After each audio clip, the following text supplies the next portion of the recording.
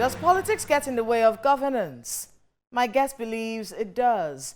Navigating that balance and delivering on her promise to the people will guide our conversations today with this woman, this engineer, this senator, who has pledged to stand her ground as she did during the elections that brought her into office.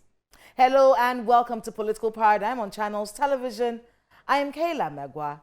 My guest today is Senator Ireti Kingibe.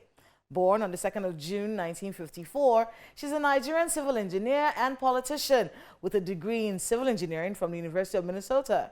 She started her career as a quality control engineer with Bradley Precast Concrete Incorporated from 1978 to 1979. She then moved on to work with the Minnesota Department of Transportation at the design unit. Her engineering career saw her work from the Nigerian Air Force to the private sector. Joining politics in 1990, a series of events and forays into the then SDP, ANPP, PDP, and APC, and the Labour Party led her to being elected member of the Senate representing the FCT in the 2023 general elections under the Labour Party. Mrs. Ireti Kingibe, welcome to Political Paradigm. Thank you for having me. Happy Women's Month. Happy Women's Month to you too. And I know today is Women's Day as well in the Senate. In the Senate it is, yes. How did it go? How did they? Well, it went well. We cut a cake and we took pictures. The men congratulated us. They pledged their support. Things like that. I mean, many people have talked about women representation in the National Assembly, at least in this administration. What do you make of the numbers that we're looking at of women who are in the National Assembly? Embarrassingly low. 4 women senators and 14 House of Rep members out of 360 in the House of Reps and 109 in the Senate. Terrible. As I keep saying, using the statistics for the 9th Assembly, Nigeria ranked 182 out of 186 countries in the world for women in governance and in parliament. We could do better. I think people don't understand what that means for women representation. And when we say women representation, we're not just talking about women in places of authority. We're talking about women's issues being brought to the fore. Why is it important? Maybe people have forgotten why it is important for women to be in places of authority. Why is it important for us to see more women in governance? And what does that do to the women of the country? Well, because when there are more women, then women issues can be brought to the fore. It can be part of policy, it can be part of the laws. And women are the backbone of any society. That's the truth. It is shown that in countries where there are more women in governance, they are better developed economically, development is higher. And that's what it is. For instance, I'm more sensitive, maybe because I'm a woman, to maternal mortality. And women are created differently. We have a bit more compassion and caring about children issues, women issues, and just generally young people. So I think it would make a big difference. We saw disappointingly from the last tranche in the National Assembly, those women-friendly bills. And I remember actually attending those protests, both as someone who was covering the protests, but you couldn't really take yourself away from the situation because as a woman, it felt like they just told me how they felt about me. Mm-hmm. Well, I'm hoping that we can reintroduce some of those bills in this 10th Assembly, and I'm been lobbying the men and hope that we can get more support for them. 5 for 5. Well, I don't know if we can get 5 for 5, but at least I'm hoping we can get some through. Well, let's talk a bit about you and the FCT. Remember when you came into office, it was fantastic, for several reasons. It was the first time we saw, the representative for the FCT has always been someone from the PDP. Mm. It was a shift to the Labour Party, which is the first thing that shocked all of us. And then it was also the fact that a woman was going to be handling this. How has it been? Well, for the record, I think there was a man from AMPP for a short while. And as for how it has been, it's been a very, very serious learning experience. How so? Well, first of all, the Senate was not what I expected it to be. You think of it as a place where you can just go and air your views, and but it's they're processes, and you have to be called upon to speak, or else you don't get to speak. You have to learn the rules and proceedings of the place. So as new senators, we had a lot to learn. You had to get your committees, you had to get acquainted with a lot of things. And then I was on appropriation, so that is also a very, very intense process, because we're trying to pass the national budget. So but things have settled down into a pattern now, I think. Is it a pattern that you liked? Do you wish it was different? We're working on it. I mean, it was a very exciting time. One thing we talked about then was, the Abuja indigents and some of the needs that they had. I remember they had come to visit you, I think, at the time. I think they wanted some kind of village. Yes, they wanted a tourist village. A tourist village. Yes. And I remember you talking about the fact that, the issues that the indigents face is the same issues that non-indigents face as well. That's the truth. But how has that worked out between you and the indigents of the FCT? Well, anything you do for the residents of FCT, both indigents and non-indigents will benefit from it. I suppose when Abuja first started, the proportion of indigents was very high, but as more and more people have moved into the territory, I think a population of FCT probably stands at a little, maybe over 4 million at the moment. And obviously the proportion of residents to indigents getting higher, then the indigents will get lower. So yes, especially since they're more in the rural areas, they have needs. Development in those areas very, very low. So the needs for all of FCT is the same. Everybody wants running water, clean water, good schools, good hospitals, good infrastructure. It's all the same. I mean, they do want that village.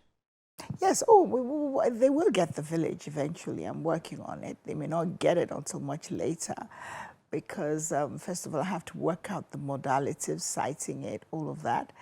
And it's also something to actualize it. You need the input of the minister, especially in terms of, even if I can get funding for it independently, we have to cite it somewhere.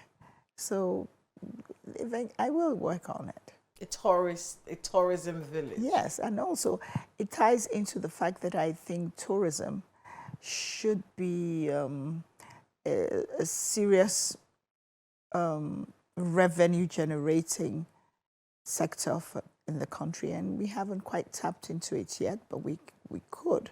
Last year, Turkey made $42 billion in tourism alone. And I think Nigeria has a lot of tourist sites. We haven't developed them, and we need to develop the infrastructures to those places. But once we keep tourism in view, then it would be another major source of revenue for us as a nation. Especially in the FCT. No, not just in the FCT. In the FCT, we can create the tourist sites. There's Gurara Falls, just 45 minutes out of Abuja. There's Ferinrua Falls.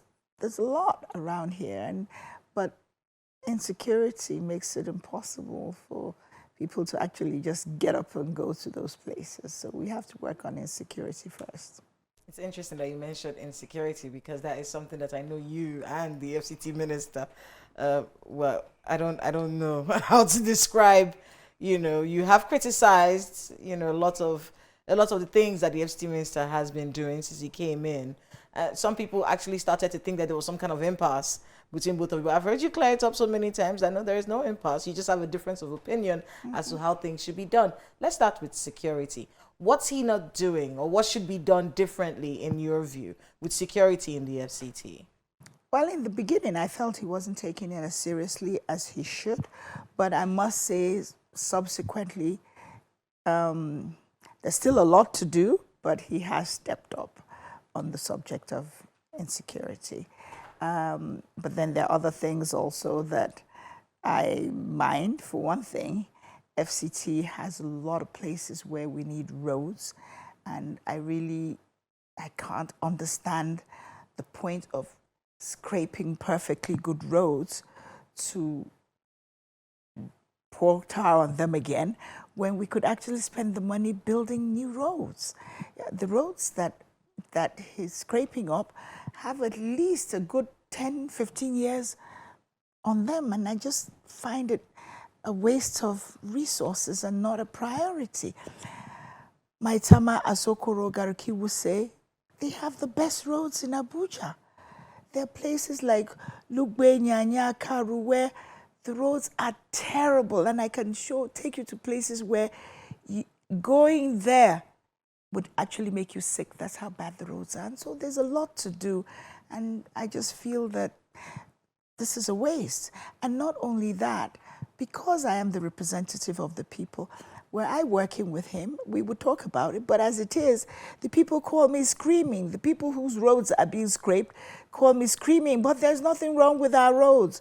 And then the people who need the roads are also, oh, madam, everything goes to the rich people. The roads were perfect already. They have to improve on them when we get nothing.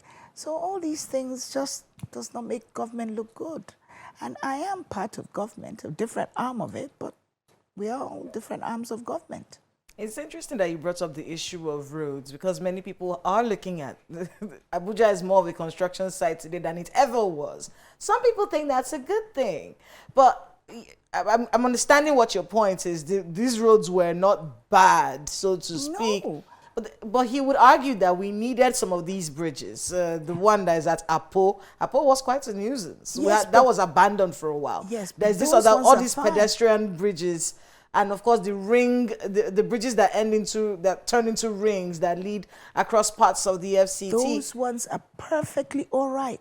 I'm all for completing abandoned projects, especially road ones. But the ones coming to this place, all over Maitama, Asokoro, all those places, the roads are perfectly fine.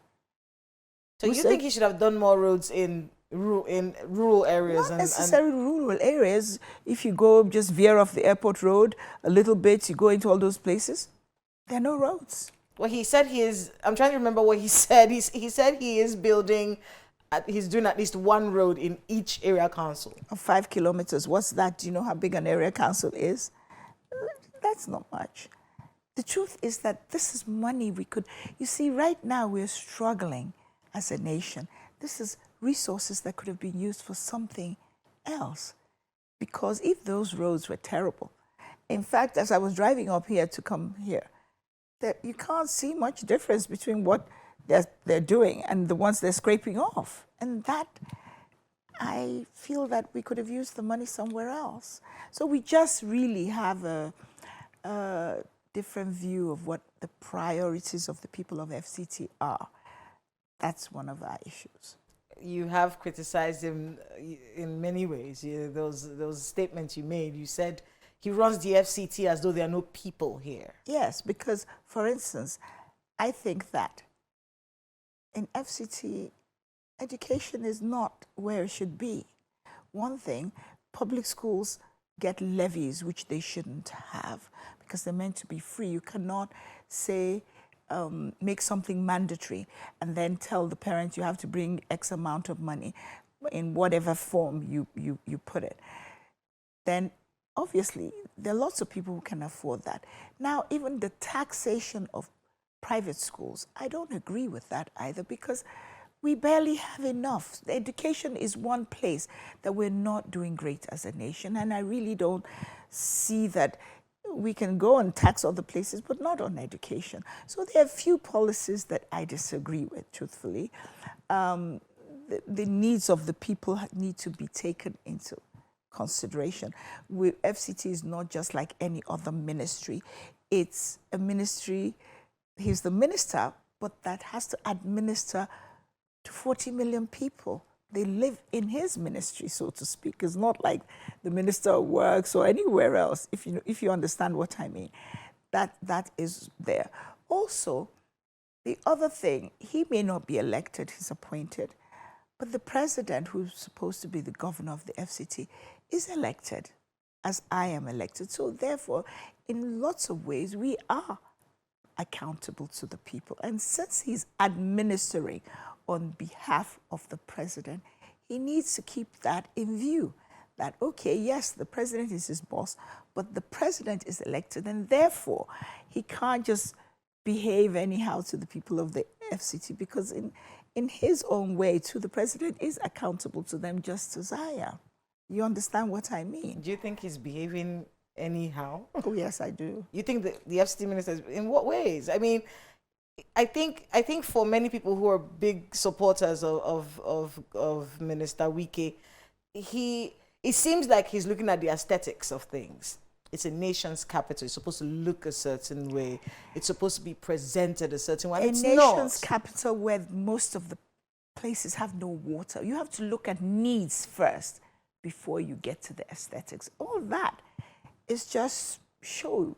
At the end of the day, recently I went out of the center with some of my aides who never left Maitama Asokoro, and they were like shocked. It's like, Madam, are we in Abuja? We just drove. I said, yes, we are.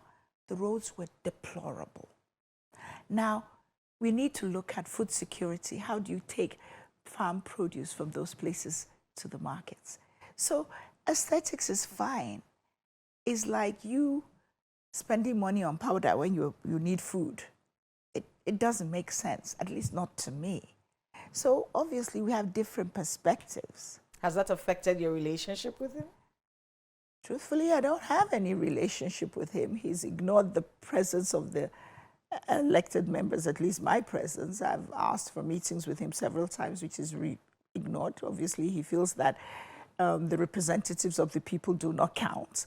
So, but we are the ones who are we are the ones that have our finger on the pulse of the needs of the people. And that's how FCT has always worked, with ministers appointed by the president working with the elected members of the public, at least the ones the people elected. So that's how it's always worked. Well, he does take from the Senator Aduda with him everywhere. Yes, well, unfortunately, the person who you beat in the election. Unfortunately, the Senator Aduda is not the senator representing the Federal Capital Territory. If the people wanted him to represent their interests, they wouldn't have elected me. So none of it makes sense to me. Have you ever thought of showing up at those projects? You know, those are, because he has some project he launches almost every week. There's always something that the minister is doing, and with every single one of those events, we see Senator Aduda. Have you thought of just showing up? Actually, I've toyed with the idea. Maybe I might just do that. What's he going to do? Send you away? No, of course not. He can't. He can only just ignore my presence. He can't send me. And also, I don't want to be confrontational. You know, the people of the FCT... No, just show up and sit down. The people of the FCT already are grumbling all across the area councils. They elected me with a huge margin. So their attitude is that our mandate is being rubbished. I said it's not. I mean, the one sitting in the Senate. He can call Senator Aduda the senator representing the FCT. He is Senator Aduda, but the former senator of the FCT. That's the reality. So I don't fuss about unimportant things. Just because he ignores it does not make Senator Aduda the actual senator of the FCT. It doesn't change the fact that the people did elect me. And but I'm more concerned with the people of FCT across board are generally very dissatisfied. Most of the time, ministers work with traditional rulers, elected members, all of that. To some, maybe they won't meet all the needs of the people, but at least to some extent. But he just disregards them. The other time, some traditional ruler got up to say something, he said very rudely, hey, you sit down. You know, things like that. He can be more courteous. Has this affected your ability to do the work that you were elected to do? No, this lack of relationship with the FCT minister. And before people say, oh, no, she has a different job. No. Your work as a senator for the FCT needs the collaboration from the FCT minister. So in what ways is it impacting on the kind of representation that you promised the people when you were coming into office? Well, a lot of their needs cannot be tabled to him. Because the truth of the matter, if Senator Aduda was senator for 12 years. The places I go to, the people are shocked to see me. It's like, wow, you came? The last senator, in 12 years, he never came here. So at the end of the day, Senator Aduda has already given his best to the FCT, insisting that he's the one to tell you what the people of the FCT need is... in a way, I don't find him a Democrat. Though for those who elected the president and those who did not elect him, he is the president of Nigeria, and we all accept him because INEC declared him so and two courts declared him so. Same thing with me. INEC declared me the senator representing the federal capital and two courts declared me so. So I am the senator representing the FCT, whether Honorable Wike likes it or not, I am. What do you wish he'd do differently? I wish that he would sit with the 3 elected members of the people, I mean, in the National Assembly. Does he speak to the other 2? Has he had meetings with the other 2? I have no idea. One of them, I think, the one representing Amak Buhari had gone to some function that his committee chairman sent him to represent him, and he met him there, and obviously they would meet there. Whether they spoke or didn't, I don't know. I was not at the event, but it would help move a lot of things forward. For one thing, when he, as we have done in the past with other ministers and mandate secretaries, it's counterproductive bringing a mandate secretary from somewhere very far away. Yes, FCT belongs to everybody, but in this FCT, you have represented every zone. So if you now say, okay, you're going to make me Commissioner of Health in Akwa Ibom or from Commissioner of Agric in Akwa Ibom, I think I'm a capable person, intelligent and educated, but the truth is I don't know the terrain of Akwa Ibom. So by the time I do get acquainted with it, a lot of time has gone, and I have both the person who appointed me and myself have not done. We have done a disservice to the people there. The same thing, the mandate secretaries. Usually, they get appointed by different people, bring their nominees, but they try to bring them from here.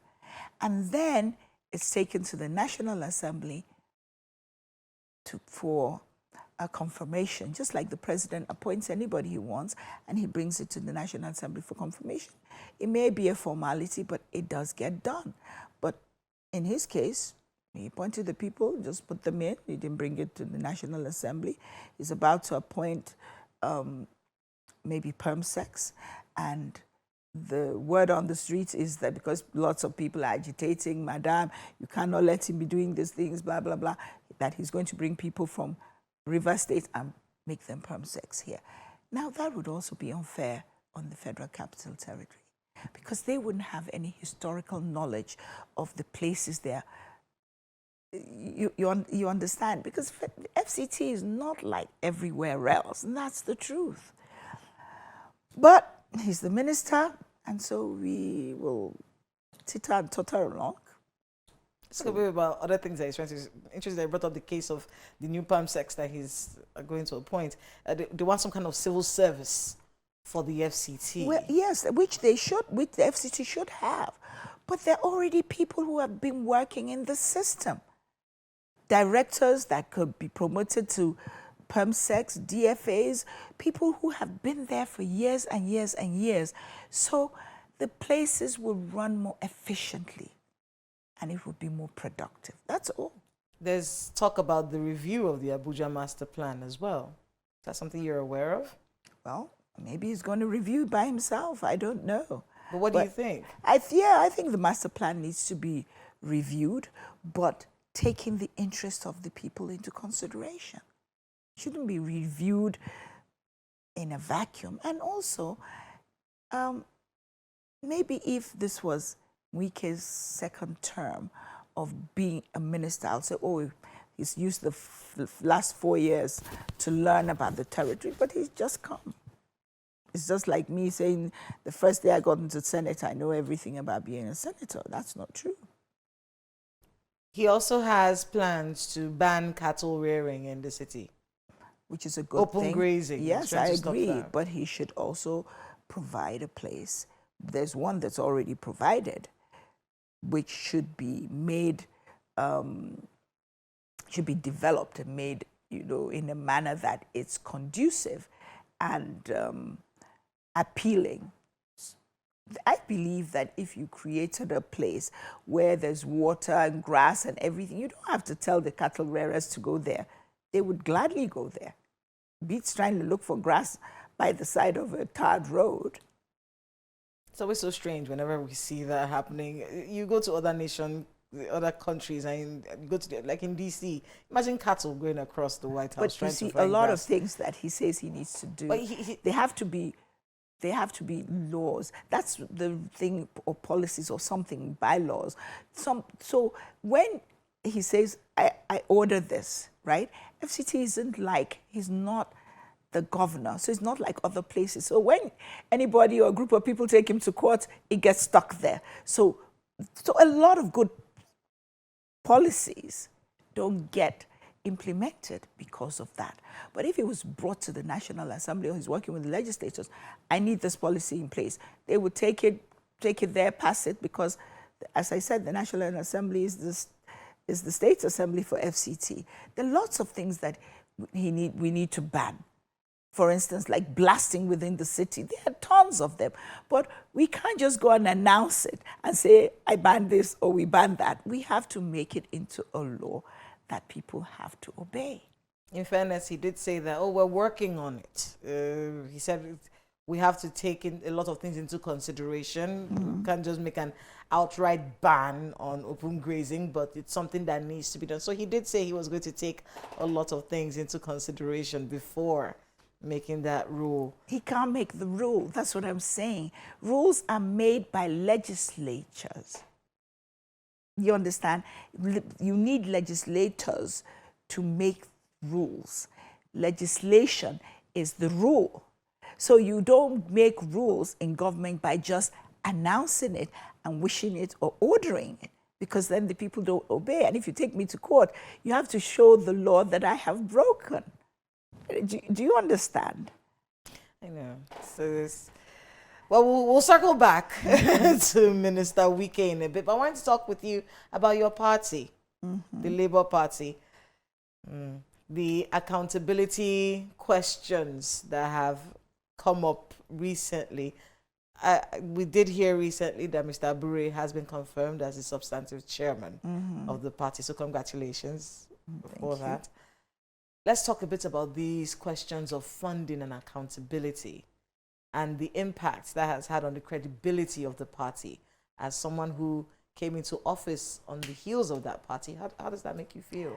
Well, the party is having some challenges, but I think there are things we can resolve in conventions, congresses. Like all parties, they all have issues which they resolve as they go along. Was it more disappointing? Well, for many Nigerians, it was very disappointing because we expect corruption. But I think that's the way it seemed. We expect corruption from some particular people, but the obedience movement, and that's another thing that's happened. There's some kind of difference between the obedience movement and the Labour Party. And what many people are realizing is that many of the supporters are supporters of Peter Obi and not necessarily supporters of the party. Is it possible to distinguish one from the other? No, I don't think so. It's like saying, okay, sometimes you'll say, certain people voted There are some people who will say, okay, they voted for Hajj in FCT, they didn't but because everybody has to have a political party to be voted for. But Labour Party is evolving. Remember, it's a party that we all just went into as it was. So it will evolve into what we would like to see it become. Mr. Deon Kupe made a statement recently, and I wanted to get your thoughts on it. He referred to the Labour Party as a special purpose vehicle. And that sent ripples all across the country. What does that mean, you know? What do you make of that statement? Is it possible that some people just join the Labour Party because they want a party that they can use to get into power, but do not necessarily reflect the ideals of this party in itself? Of course, there will be some people that would do that, but at the end of the day, parties are vehicles everybody must get into to go to get elected. That's number one. I see, and a lot of people also saw Labour Party as an alternative, being disillusioned maybe with the other two. They think, okay, this one is new, is fresh. We can build it to become what we would like to see a party be. And that's why I'm saying, give it a little time. It will become the party that Nigerians want to see it become. And I don't think the Obedience and the Labour Party are separate. The Obedience and Labour Party are pretty much the same. It's just that maybe sometimes their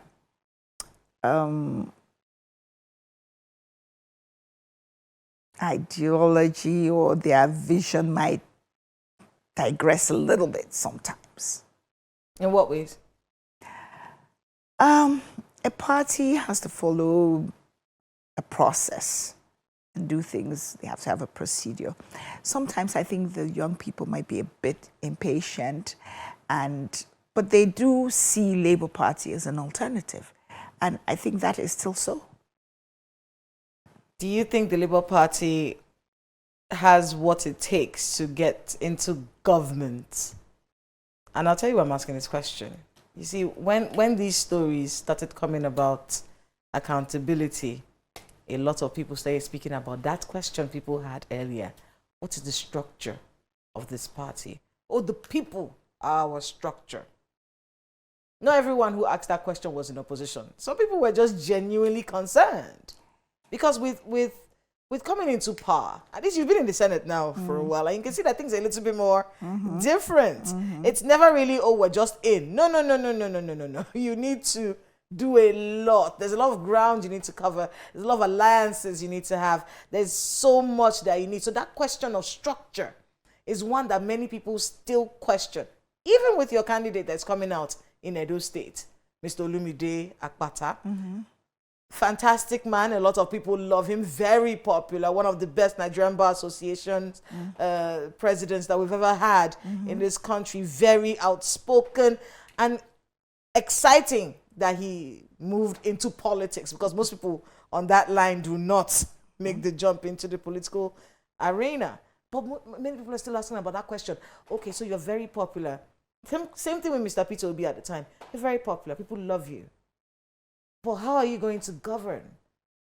Where's the structure that you need for governance? Who are the people that you're putting? Or is it going to be a situation where if you wrestle power, or people will decamp to your party, and then we'll now have the same old wine in new bottles? You know, what do you make of this question about the Labour Party's ability to be in governance? I think that a party doesn't govern. A person and people govern. Do you understand what I'm saying? People will disagree with you. No, I think at the end of the day, parties are made up of people. If you have people without integrity in a party, then that's the kind of governance you're going to have. If you have people with capacity in a party and they win, then you will govern well, because the people... Okay, let's take Abia. The one Governor General said that. governance is driven by the person who is governing. I have discovered, even in my own little sphere, that the bulk of your supporters, workers, everybody, they take the lead from you. What is not acceptable to you will trickle down and know that, no, you can't do that. She's not going to agree. And what is, if everything is acceptable, then everything goes. So I think that the first hurdle that we need to get through is winning the elections. I think if he does win, he will govern well. Same way Oti is governing well. It's the capacity and the vision of the person leading makes a lot of difference to the rest. You know, when former President Muhammadu Buhari was coming into power, I remember the rhetoric at the time. He's a man of honor. He's an honest man. They say Nigerians forget quickly. I don't. I always remember. He's an honest man, a man of integrity. And I remember at the time, people were asking, one man cannot rule a country. It doesn't work that way. Now, fast forward, 8 years after, we're now hearing how printing of money was going on. Shall I tell you what? Without a corresponding production line to it. And they say this is the reason for the inflation.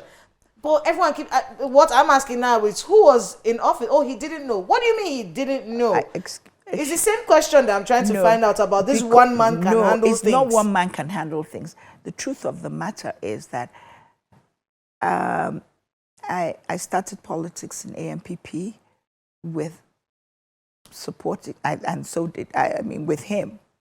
And even during the and I worked assiduously to get him elected in 2015.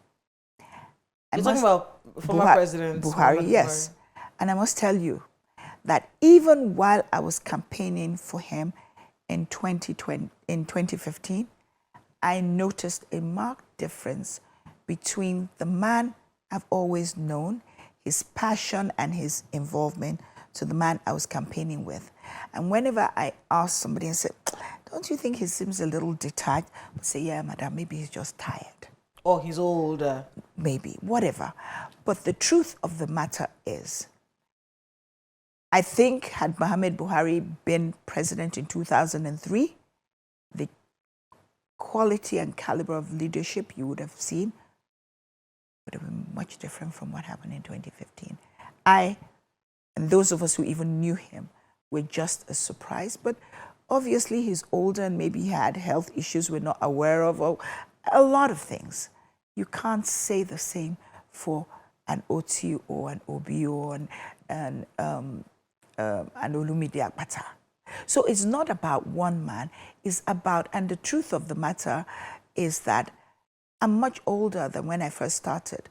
I'm not the same. The things I could do with ease then, not the same as what I can do now. That is the reality of life. So there are certain things that you don't need to be sprightly for, being a legislator for one. But if executive positions require a lot, they really do. You have to keep your eye on several balls. And you cannot do it if you're not. So, and at the end of the day, he takes responsibility for everything, I agree. But it's not just a one-man thing. It's about being able to build everything. He could not do that.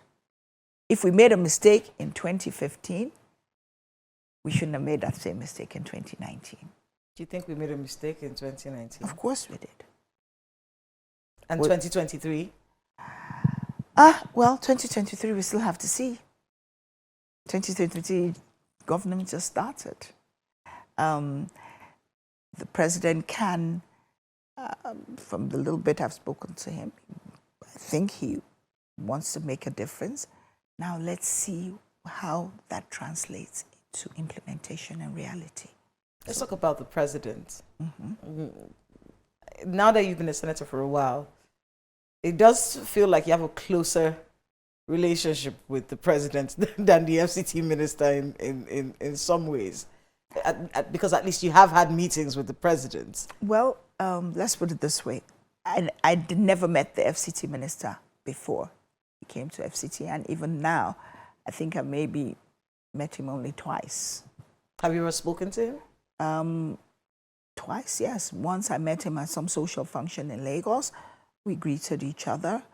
Another time, he called me on the phone to congratulate me when I first won my initial court case, before he now decided the older senator would be more appropriate for him. And then once he came to have a budget passed, and I asked the question about priority and prioritizing. But that's all. But the current president, I have been friends with for the last 40 years. I know him. Even if I never saw him though, or met with him the whole time, it doesn't change the fact that I know him well. Do you understand the difference? So you can't compare Wike and him in terms of my knowledge of them and in terms of meeting the president. Yes, I've met the president at a few events, and we obviously greet each other you've been very friends well. for a very long time. We've been friends for a long time. How would you assess his leadership? There's a lot going on in the country right now. Of course, in Abuja here, we saw the looting of a warehouse, looting of trucks that are carrying food items. Everyone is talking about hunger in the land, and understandably so. The cost of living is so high, and the quality of life of the Nigerian has deteriorated drastically. We are a struggling people. These are not normal times at all. So, but everyone keeps looking at the president because the buck stops at his table. Yeah. The policies that he came up with, he says were important to be done. Knowing him for as long as you have, many people who have known him for a long time say he's someone that bites the bullet. He's someone who will take the uncommon position if he believes that there's going to be a better outcome. What do you make of that assertion and how the Nigerian is struggling right now? Should we still hope that things are going to get better? Yes, leadership means that sometimes you have to make some very, very hard decisions. And I have no issues with the president's decisions or the president himself. I have issues with the president's team. A president's, or any leader, regardless, it needs a really strong and good team to be successful. I'm not saying that there are lots of good people on his team, but there are also a lot of dead weights and people who should not be there. Such as? No, I don't think you should go into that here. But the truth is that I do have... I had to try. Yes, I have issues with the president, some of the members of his team. He needs, for the difficult times we're in, he needs a super duper team. And I think he needs to work on that. But in terms of his policies and in terms of some of the things that need to be done, no, I have no issues with that. The truth is that it was when South Africa was sanctioned that they grew to be the South Africa that we know that can make everything and do everything. So the difficulties we're having now, there's a lot of opportunities and difficulties. We will grow. We will become better. We will learn to do our own. We will learn to buy our own. We will learn to make our own. Do you understand? Yes, it's hard now. But I think that some of the difficulties that people are going through need not be so if he had different people on his team. Let's talk a bit about palliatives. We're now, I think for a lot of Nigerians, they're learning to stop looking at the center because the amounts of money that have gone to the states is becoming public knowledge, and people are beginning to realize, oh, a lot of money goes to my state governor. He collects FAC. What happens with the money? Yes. Why can't I see that? Why, when we're looking at palliatives, why isn't he doing something to alleviate my suffering, you know? And then that peer review that we were looking at the Nigerian Governors Forum to create among these governors is being forced on them now, because now you can see that this governor is doing well. Yes, why isn't this exactly one doing so well? And people are beginning to ask. Let's talk about that. When it comes to palliatives, Do you think that the measures that are being put in place by the Tinubu administration will be able to provide the succor that it's supposed to provide? Well, Distribution of grain, 25,000 naira to at least 12 households, you know, for 3 months, so about 75,000 naira. if they actually got to the people, they probably would. But he's only going to make the revenue or resources available. He can't distribute it himself. So I think the people need to start holding a lot of the leaders that are closer to them more accountable. That's the truth. Secondly, I also don't think that the just general distribution of money and grains, maybe for a short while, but I think certain infrastructure needs to be put in place so that the people can start providing for themselves, as opposed to just generally giving handouts. For how long can that continue? We need to make them more productive, meaning that, okay, fine, you start off, I can use Abuja as an example. You can start off by giving people some rice and some this and some that for now, but we need to look at how to get them to be productive people, how to get them jobs, how to put them on farms, how to, something that is sustainable in the long term. Not because giving them money and just food is not sustainable in the long term. Would you say that the kind of governance that we're seeing now, both from the federal and the states, is it the kind of governance that we need at this time? I don't understand what you mean. With the economic situation that we have on ground, it's an uncommon time. It calls for uncommon leadership, you know, out of the box thinking. It calls for a lot of creativity when it comes to resolving issues that are facing Nigerians right now. This module we have right now, these men in power right now, and the way they've been carrying on, is this, in your view, the way to govern us at a time like this? Well, some people are governing well and some are not.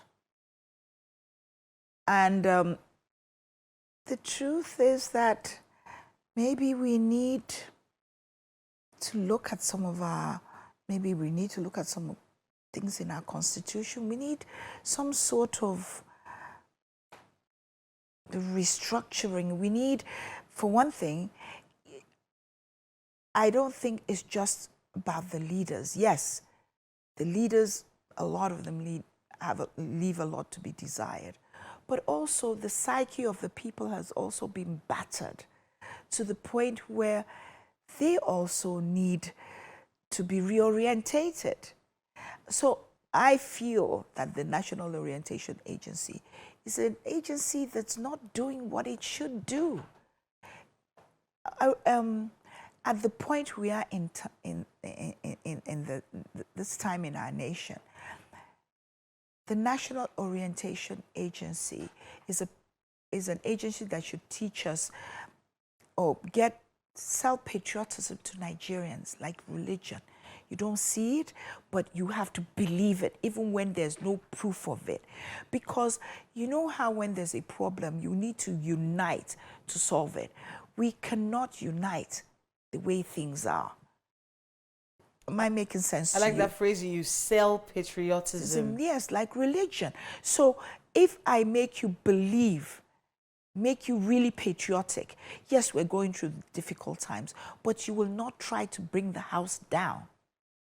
Am I making sense to you? Yeah. So that way we can then unite enough to rebuild. It's a very interesting dynamic, isn't it? The education that Nigerians need to have on the fact that criticizing doesn't mean the same thing as pulling the country down. No. You are free to criticize. Yes. I have no issues with criticism when it's constructive. But it's one thing to... Today I was coming here and I saw this man, a young man with an older man, trying to stop in traffic for the older person. The man was very old, crossing the road. And I was very surprised when it turned out that as the old man crossed the road, The young man went back to what he was doing. So all he did was help the older man cross the road. And I was very surprised because we're beginning to lose a lot of our humanity, kindness, all those things. Like, I was like, what? You mean he only just helped him cross the road? Is that such a surprise? Because you don't see things like that anymore. That's what I'm trying to tell you. We need also, as a people, we also need to change our psyche and our way of thinking and our way of relating to each other. You understand? We need to be kinder to each other. We are most definitely not kind to each other. You would find that somebody is beating you up on the roadside, 3 or 4 or 5 of us will walk by. Past. We will not even say, what's going on here? Why are you beating her? Nothing like that. The people we used to be, that would never happen. I think we're going to get back there. I'm very hopeful. We can get back there, but we need also to draw the attention of the people. National Orientation Agency is critical, and I don't think that is being properly utilized. Right now is when we need it the most. We need it. I mean, as I always say, when I say, okay, I will never be president of Nigeria, but if I were, I would take the National Orientation Agency, put it directly under the presidency. I would reshuffle it. I would get a young, vibrant man or woman who can talk to the minds of other young people, and I would give him a free hand to look for 779 other people like himself, and then we start working on the psyche of the people, the young ones, make them understand that, yes, things are hard, but this is your country, we can do it together. That is also what you need in tandem with good leadership. There was that story of the new cars, and everyone was up in arms. Why are we buying such expensive vehicles for lawmakers at a time when we're supposed to be cutting down the cost of governance? I believe governance should be reduced. They should cut down the cost of governance. That's true. I also believe that anybody, even senators, need utility vehicles, working vehicles. The truth of the matter is, I don't have a car, and I'm sure there are many senators who don't have a car. Maybe we will eventually get cars, I don't know. But I also think that government should look into doing more made in Nigeria stuff. So when you say scandals, I'm wondering how. So no car was distributed? No. Of course, cars were distributed, but not in the manner that you're making it sound. Okay. In what manner was it distributed then? I don't know. I'm sure some senators got cars and some senators didn't get cars. I don't know. Some got you didn't get? No, I didn't get a car. Doesn't mean that I'm not going to get a car, but I think you should not look at the fact that we got cars. That's not the issue. For me, maybe the car should have been made in Nigeria cars. Not that senators should not be given cars. You're talking about the senators' one car that they probably need to run around with. You're not looking at other places where people are given 3, 4, 5 cars that they probably don't need to have more than 1 or 2. And for me, it's not an issue. Countries cannot run, nothing works without equipment.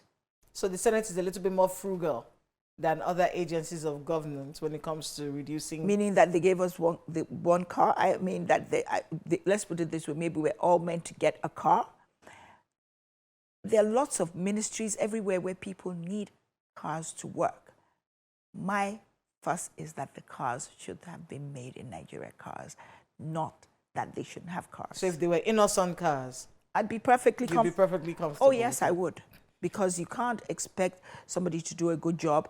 Are they going to walk there? There are lots of senators who maybe can't afford cars. I don't know. So let's wrap up with your thoughts on the legislature, this National Assembly right now. The argument many people have had, apart from accusing them of wasting our money and not giving adequate representation when they should, is that they're a rubber stamp, basically just doing what the president says. Everyone is kumbaya between those two agents, between the executive and the legislature. Meanwhile, Nigerians are not singing kumbaya with you. Is this a rubber stamp legislature, or is this the one that holds the president accountable? If the president is not held accountable, is that the fault of the president? It's the fault of the legislature. Is he being held accountable? Do you think he's being held accountable? I am a journalist. I am not a legislator. Well, we do our bits we with our platforms, but when it comes to the legislature, do you think you are doing, you and your colleagues, do you think this legislature is holding him accountable for anything he does? Is it happening with this one? Let me ask you, what things do you think we should have held him accountable for? Well, at the time, let's say when he removed fuel subsidy, many Nigerians who elected you into office felt we want subsidy removed, but the buffers that we need to cushion the impact it's going to have on our lifestyle is not there. How do you plan, Mr. President, to create buffers for the people before you pull this rug out of the... And I understand he inherited a budget basically that didn't, put subsidy in, in its spending. We've understood that. But he's still Mr. President. We still have to ask him. I can't go and ask President Buhari. Since the people are saying, look, we wanted subsidy removed, but the buffers to help us cushion the impact don't exist. Did the Senate, for instance, hold him to account on that one? Did they ask about that? It's not that I don't think it's up to, if the Senate asked, why are the buffers not in place? The buffers should be in place, and I think that's what should have been done. Yes, the subsidy must go. I agree. It should have gone, but maybe it should not have gone immediately Mr. President came into office, perhaps a year down the road. But it's easy to judge when you don't have all the information. I don't know how much money he found. Maybe it was not possible to keep subsidy even for 1 year. But I still think that certain things need to be done to protect the Nigerian people from the effects. And I've told you what I feel we should start off with. The basics. Food. We can't do food if we don't do security. I insist that I go for the simplest solutions. Then we can now talk about CNG buses or CNG cars and things like that. But we have to start off first with food. So is this the accountable Senate? We hope it will be. We'll be watching. We'll be watching to see how that works out. I want to thank you very much, Senator Kingibe, for being with us on Political Paradigm. I know you have a lot of work ahead of you. Good luck with all of that. Thank you for having me on Political Paradigm. We have been speaking with Senator Kingibe, engineer, politician, and current member of the Senate representing the FCT. That's all the time we have on the program today. Please join the conversation on channelstv.com. Leave your comments, respectfully, of course, and let's keep asking until the accountability question is answered. I'm Kayla Megwa. See you next time.